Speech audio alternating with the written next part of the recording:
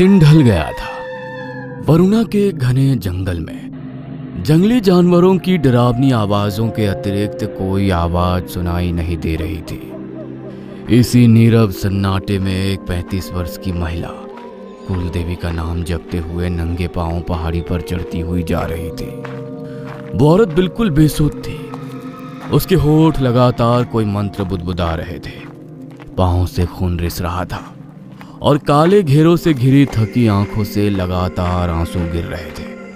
उस निर्जन वन में एक खूबसूरत स्त्री को यूं अकेला परेशान देख तांत्रिक बघीरा की आंखें चमक उठती है। चिंता में डूबी सुशीला के चेहरे की गुलाबी रंगत और साड़ी से झलकते दूधिया बदन ने उसके मन में हलचल मचा दी थी। अचानक सुशीला को अपने पीछे से एक आवाज सुनाई देती है, जिसे सुन उसके कदम ठिठक उठते हैं। क्या हुआ? नहीं सुना ना तेरी देवी ने? हर अमावस्या को आती है ना यहाँ पहाड़ी पर दिया जलाने। तेरे पैर घिस जाएंगे लेकिन उसे कोई फर्क नहीं पड़ेगा, क्योंकि उस पहाड़ी पर कोई देवी है ही नहीं। तुम कौन हो? क्या जानते हो मेरी तकलीफ के बारे में? 5 तो क्या 500 अमावस दिए जलाने को तैयार हूं मैं। देवी कहे तो तेल की जगह अपने खून से दीपक जला दूं, बस मेरा बेटा ठीक हो जाए। तंत्र हुआ है तेरे लड़के पर, चाहे जितनी एड़ियां घिस ले तू कुछ नहीं कर पाएगी। क्या बताया डॉक्टर ने? यही ना कि अब कुछ नहीं हो सकता। वैसे ये सब डॉक्टर के बस का है ही नहीं। चंद दिनों का मेहमान है तेरा लड़का। तंत्र? कैसा तंत्र? ये आप क्या बोल रहे हैं? ये नहीं हो सकता। अगर यकीन हो तो ठीक 7वें दिन पहाड़ी के ऊपर जो ऊंचा टीला है वहां आ जाना, वरना उसे मरने से तू या तेरी देवी रोक नहीं पाएगी। इतना कहकर वो अचानक वहां से गायब हो गया था। बाघीरा जानता था अपने बेटे की जान बचाने के खातिर वो लौटकर खुद उसके पास अवश्य आएगी। सुशीला, जिसका 10 साल का बेटा बहुत बीमार था, ना पलक झपकाता ना कुछ बोलता, बस बेजान सा बिस्तर पर पड़ा रहता। सुशीला बेटे की चिंता में पागल सी हो गई थी। बीमार बेटे को ठीक होता देखना मानो उसके जीवन की आखिरी ख्वाहिश बन गई थी। अपने बेटे की देखभाल में वो इतनी खो चुकी थी कि उसे घर पति किसी की सुध ना थी। सुशीला, मैं काम पर निकल रहा हूँ, तुम लक्ष्य का ख्याल रखना। क्या कहा आपने? काम पर जा रहे हैं? मैंने आपसे कहा था ना आज लक्ष्य को डॉक्टर के पास लेकर जाना है। आपको तो जैसे उसकी चिंता ही नहीं है। होश में आओ सुशीला, तुम्हारा लक्ष्य पहले की तरह नहीं हो सकता। मैंने उम्मीद छोड़ दिया। तुम भी सच को स्वीकार कर लो तो आसानी होगी। क्या कहा? जीते जी अपने बच्चे को मरा मान लूं मैं? नहीं, ये नहीं हो सकता। चाहे जो करना पड़े, मेरा बच्चा ठीक होगा, खेलेगा, कूदेगा, हंसेगा, मुझे मां पुकारेगा।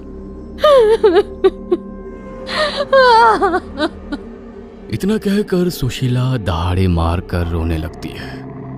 अच्छा ठीक है, संभालो खुद को, यह आखिरी बार है। तुम्हारी तसल्ली के लिए इस डॉक्टर को ही दिखा लेते हैं, लेकिन उसके बाद जिद नहीं। शाम के समय धीरज और सुशीला डॉक्टर के पास पहुंच गए थे। देखिए, लक्ष्य की सारी रिपोर्ट्स नॉर्मल है, फिर भी उसका शरीर इलाज को रिस्पॉन्ड क्यों नहीं कर रहा, मुझे कुछ समझ में नहीं आ रहा। ऐसा लगता है उसकी जीने की इच्छा ही खत्म हो गई है। दवा लिख रहा हूं, फिर भी उम्मीद ना के बराबर है। इस डॉक्टर ने भी वही जवाब दिया जो कि पिछले 1 दर्जन डॉक्टर ने कहा था। डॉक्टरी भाषा में लक्ष्य की बीमारी का कोई प्रमाण ना था, और जब बीमारी ही पता नहीं तो इलाज क्या होता। शायद वो आदमी बिल्कुल ठीक कह रहा था। किसी ने वाकई तंत्र का प्रयोग किया है मेरे बच्चे पर, तभी तो डॉक्टर को भी बीमारी समझ में नहीं आ रही। मुझे पहाड़ी पर जाना ही होगा। हो सकता है उन्हें कोई तरीका पता हो इस तंत्र के वशीकरण को खत्म करने का। 6ठे दिन सुशीला को पूरे दिन बेचैनी सताती रही। 7वें रोज दिन ढलते ही पति के सोने के बाद सुशीला घर से पहाड़ी पर जाने के लिए निकल पड़ती है। तकरीबन 1 घंटे तक घने जंगल को पार करने के बाद वह एक अजीब सी जगह पहुंच गई थी। एक बड़े से बट वृक्ष के नीचे कई सारी औरतें बाल अपने चेहरे पर फैलाए बैठी हुई थी और लगातार अपना सर जोर से घुमा रही थी। उनके मुंह से एक अजीब सी डरावनी आवाज निकल रही थी और पेड़ के चारों ओर कुछ दिए टिमटिमा रहे थे। वो नजारा देख सुशीला के पैरों के नीचे से जमीन खिसक गई थी। घने जंगल के बीचों बीच अचानक इस तरह का दृश्य देख उसका रोम रोम डर से कांप उठा था। सुशीला वापस लौटने के लिए जैसे कदम बढ़ाती है, एक बार फिर से वही आवाज उसके कान में टकराती है। मुझे पता था तुम आओगी। समझदार हो जो सही समय पर पहुंच गई। लेकिन ये सब चल क्या रहा है? कौन है ये सब? इतने घने जंगल में आधी रात को ये औरत क्या कर रही है? ये औरतें नहीं, भटकती रूह है जिन्हें मैंने इस पेड़ से बांध रखा है।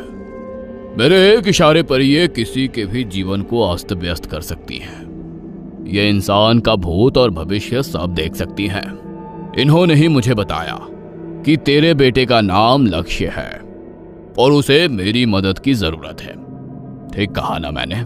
हाँ बाबा, मुझे आपकी मदद चाहिए। कुछ भी करके बस मेरे बेटे को ठीक कर दीजिए। तेरा बच्चा ठीक हो जाएगा। देख, मैंने उस रूह को उसकी देखभाल में लगा भी दिया है। अब तू बिल्कुल बेफिक्र हो जा। तेरे बेटे का कोई बाल भी बांका नहीं कर पाएगा। बाबा की बात सुनकर सुशीला चौंक कर पेड़ की तरफ देखती है तो वहां का नजारा देखकर उसके होश उड़ जाते हैं।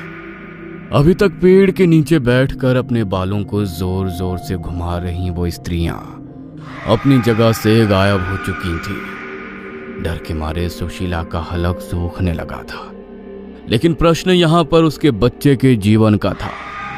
इसलिए खुद को संभालते हुए सुशीला दृढ़ता से वहीं खड़ी रहती है। बताइए बाबा, मेरे बच्चे को पूरी तरह से ठीक होने के लिए कितना समय लगेगा और उसके बदले मुझे क्या करना होगा? ये धागा ले जा और इसे अपने बेटे के हाथ पर बांध देना। ये राख है, इसे मैंने विशेष तंत्र विधि करने के बाद बनाया है। इसे अपने बेटे के भोजन में मिलाकर उसे खिला देना। अब सब मेरे ऊपर छोड़ दे। पूर्ण समर्पण करना होगा, तभी बच्चा ठीक होगा। बाबा ने एक गिलास पानी उसकी ओर बढ़ा दिया और मुट्ठी में राख लेकर उसे सुशीला की ओर उड़ा दिया। बाबा के आश्वासन के बाद सुशीला घर लौट आई थी। अरसे बाद आज उसकी पलकें भारी हो रही थी। महीनों के बाद उस रोज उसे गहरी नींद आई। सुबह के तकरीबन 4 बजे होंगे कि कमरे से हो रही खटपट की आवाज सुनकर उसकी नींद टूट जाती है। सुशीला बाहर हॉल में पहुंचती है तो देखती है लक्ष्य, जो पिछले 1 महीने से बिस्तर से हिला तक नहीं था, रसोई में खड़ा हुआ बेचैनी से सामान यहाँ वहां पटक रहा था। लक्ष्य, मेरे बच्चे, तू खुद यहाँ रसोई तक आया? क्या हुआ बेटा? कुछ चाहिए था? बहुत भूख लगी है। कुछ खाने को दो ना। तुम बिस्तर पर आराम से जाकर लेटो, मैं अभी तेरे लिए खिचड़ी बनाकर लाती हूँ। खिचड़ी नहीं, मांस चाहिए। बहुत भूख लगी है। कैसी बात कर रहा है बेटा? तुझसे तो 1 चम्मच जूस भी नहीं पिया जा रहा है, तू कैसे खाएगा? माँ की बात सुनकर लक्ष्य की आंखें गुस्से से लाल हो जाती हैं। बोला ना भूख लगी है, तुझे समझ नहीं आता? बेटे की अजीब सी गुस्से में दोहरी होती आवाज सुनकर सुशीला बहुत घबरा जाती है। अचानक ही लक्ष्य की आंखें पलटने लगती है और वो जमीन पर गिर पड़ता है। लक्ष्य, क्या हुआ? लक्ष्य, मेरा बच्चा। सुशीला धीरज को उठाती है और सारी बातें बताती है। धीरज रसोई में आकर देखता है तो वहां उसे कोई नजर नहीं आता, बल्कि लक्ष्य पहले की तरह अपने बिस्तर पर लेटा हुआ था। संभालो खुद को, तुमने सपना देखा है सुशीला। अगले दिन सवेरे लक्ष्य ने आंखें खोली और बिस्तर से उठकर कमरे में टहलने लगा।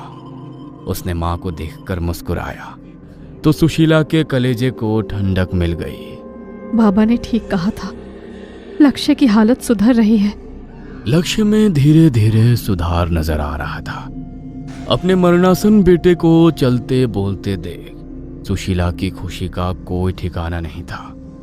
उसका विश्वास अब तांत्रिक पर और भी गहरा हो गया था। 3 दिन ही बीते थे कि आधी रात गए सुशीला की नींद एक अजीब आवाज सुनकर खुल गई। लक्ष्य कहाँ गया? बिस्तर पर तो कोई नहीं है। घर का दरवाजा अंदर से बंद था, फिर भी लगातार अजीब सी फुसफुसाहट की आवाजें कमरे से आ रही थी। सुशीला डरते हुए दीवार की ओर देखती है। लक्ष्य नाखूनों से दीवार खुरच रहा था और लगातार एक कोने में देखकर कुछ अजीब आवाज में बड़बड़ा रहा था। उसके नाखूनों से खून बह रहा था और बीच बीच में वो किसी अदृश्य चीज से डरकर अपना चेहरा हाथों से ढक रहा था। लक्ष्य बेटा, क्या हुआ तुझे? तू ठीक है ना? सुशीला उसे बिस्तर पर लिटा देती है तो अचानक ही लक्ष्य का चेहरा और शरीर टेढ़ा होने लगता है। सुशीला अपने बेटे की हालत देखकर बुरी तरह घबरा गई थी, इसलिए रात में जैसे धीरज काम से लौटता है वो चुपचाप तांत्रिक से मिलने निकल जाती है। जितना मैंने सोचा था ये बला उससे कहीं ज्यादा शक्तिशाली है। तंत्र सिर्फ तेरे बेटे पर नहीं, घर पर भी हुआ है। अगर तू अपने बेटे की सलामती चाहती है तो पहले मुझे तेरे घर का उतारा करना होगा। दिन ढलने के बाद मैं तेरे घर पर आऊंगा। अमावस्या तक ये उतारा की विधि चलेगी। बस शर्त यह है कि घर पर कोई नहीं होना चाहिए। ठीक है, अगले सप्ताह से मेरे पति की नाइट शिफ्ट शुरू होगी। आप ही उतारा उसी समय कर सकते हैं। बाघीरा की मुराद पूरी हो गई थी। धीरज के जाने के बाद अब अक्सर तांत्रिक उसके घर आता था। बेटे के मुंह में पागल हो चुकी सुशीला समझ नहीं पा रही थी कि वो वशीकरण का शिकार हो चुकी है। अब वो वही करती जो तांत्रिक उसे करने को कहता। एक रात, धीरज भाई देर मत करना, जल्दी अपने घर लौट आइए, यहाँ कुछ तो अनहोनी हो रही है। मैं कुछ समझा नहीं, खुलकर कहिए ना, आखिर क्या हुआ है? जो मैं महसूस कर रहा हूँ उसे शब्दों में बता नहीं पाऊंगा। अपने परिवार की खैरियत चाहते हो तो जितने जल्दी हो सके घर पहुंचे। पड़ोसी मनोज की बात सुनकर धीरज घर पहुंचता है तो देखता है उसके घर से धुआं बाहर आ रहा है। धीरज जाकर दरवाजा पीटता है लेकिन अंदर से कोई जवाब नहीं आता। धीरज आंगन से अपने घर के आंगन में कूदता है और अंदर का नजारा देखकर उसके होश उड़ जाते हैं। सुशीला के माथे पर काली राख लिपटी थी, कपड़े अस्त व्यस्त थे और वो तांत्रिक की बाहों में झूल रही थी। जमीन पर तंत्र मंत्र का सामान पड़ा हुआ था और पास ही के कमरे में उसके बच्चे की गर्दन धड़ से अलग हो रखी थी। हर तरफ खून ही खून था, मानो तांत्रिक ने उसके बेटे के खून से होली खेली हो। कुछ देर तक तो धीरज मानो पत्थर हो गया, लेकिन फिर साहस बटोर कर वो पत्नी पर गुर्राया। सुशीला कुलक्षणी, ये क्या किया तूने? मेरा बच्चा, हे भगवान, ये क्या हो गया? तांत्रिक ने पास में रखी राख को मंत्र पढ़कर सुशीला पर फूंका और अगले ही पल सुशीला का दिमाग पूरी तरह से उसके नियंत्रण में ना रहा। तू जानना चाहती थी ना तेरे बेटे पर किसने टोटका किया? वो आदमी कोई और नहीं, तेरा अपना पति धीरज है। तेरे बेटे को तुझसे अलग करने के बाद वो तेरी भी हत्या करने वाला था, क्योंकि इसका बाहर किसी और औरत के साथ संबंध है। उसने तेरे बच्चे की जान ले ली। देख क्या हाल किया उसने तेरे बेटे का। अरे छोड़ना मत इसे। ये ले खंजर, उतार दे इसके सीने में। मैं तेरे साथ हूं, तुझे अब मेरे साथ ही रहना है। तांत्रिक की बात सुनकर सुशीला ने हाँ में गर्दन हिलाई और पास में पड़ा खंजर उठाकर किसी चुड़ैल की तरह पति का खून पीने को उसकी ओर लपक पड़ी। सुशीला, होश में आ। अरे मैं अपने बच्चे की हत्या क्यों करूंगा? उस तांत्रिक ने वशीकरण कर दिया है तेरे ऊपर। सुशीला, अपनी आंखें खोल। धीरज चीख चीख कर सुशीला सुशीला पुकार रहा था, लेकिन सुशीला उसकी आंखों पर तो जैसे कोई पर्दा पड़ा था, जिसके उस पार की सच्चाई उसे नजर ही नहीं आ रही थी। सुशीला ने पूरी ताकत से खंजर धीरज के पांव पर दे मारा। खून का फवारा निकला और धीरज की चीख पूरे घर में गूंज उठी। सुशीला को यूं खुद पर लपकते देख वो जान बचाकर वहां से भागने लगता है। इस तांत्रिक ने सब खत्म कर दिया, अब ये मुझे भी नहीं छोड़ेगा। हे माता रानी, मेरी मदद करो। आज तो अष्टमी का शुभ दिन है। जैसे आपने शुंभ निशुंभ और रक्त बीज का अंत किया, वैसे ही इस पापी का अंत आपको करना ही होगा। अधर्म की जीत नहीं हो सकती। माँ, मेरी रक्षा करो।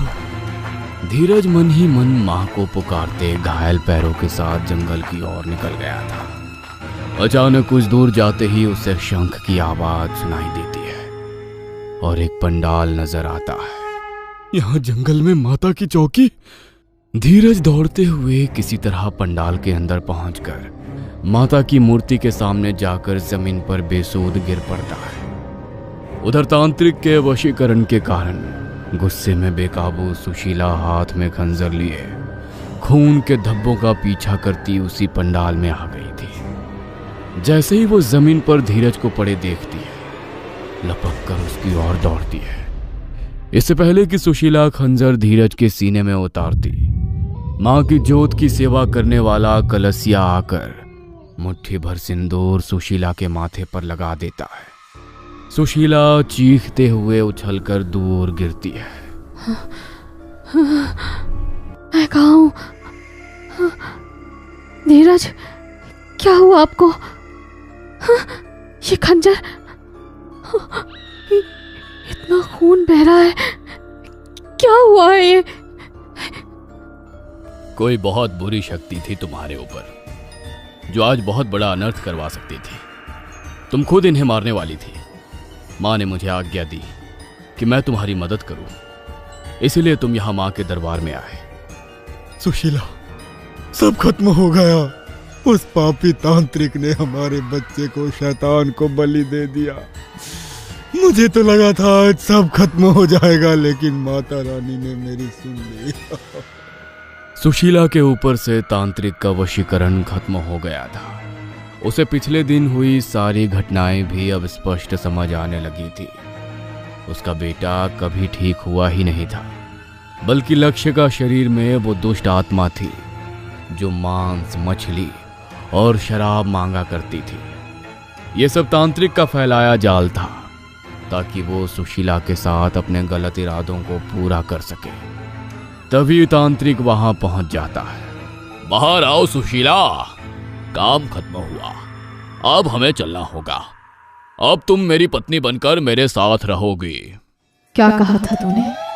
देवी किसी को जीवन नहीं दे सकती। मेरी देवी को छोड़, आज तू अपने शैतान से अपना जीवन मांग ले, क्योंकि आज तुझे कोई नहीं बचा सकता।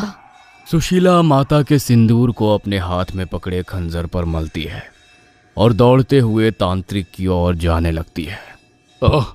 मैं अपनी जगह से हिल क्यों नहीं पा रहा हूँ? ये क्या हो रहा है मुझे? मेरा वशीकरण खत्म कैसे हो गया?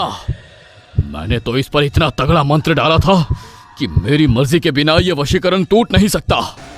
ठीक कहा तूने, तेरे तंत्र में बहुत ताकत है, लेकिन फिर भी शैतान कभी भगवान से बड़ा नहीं हो सकता। इससे पहले कि तांत्रिक कुछ कर पाता, सुशीला ने उसका सर धड़ से अलग कर दिया था। एक सीधी साधी औरत में इतनी शक्ति कहां से आई थी, इसका जवाब तलाशने की धीरज को कभी आवश्यकता नहीं पड़ी, क्योंकि उसने सुशीला में मां काली का साक्षात दर्शन कर लिया था। वो स्वयं मां ही थी जो एक दुष्ट को उसके अंजाम तक पहुंचाने वहां आई थी।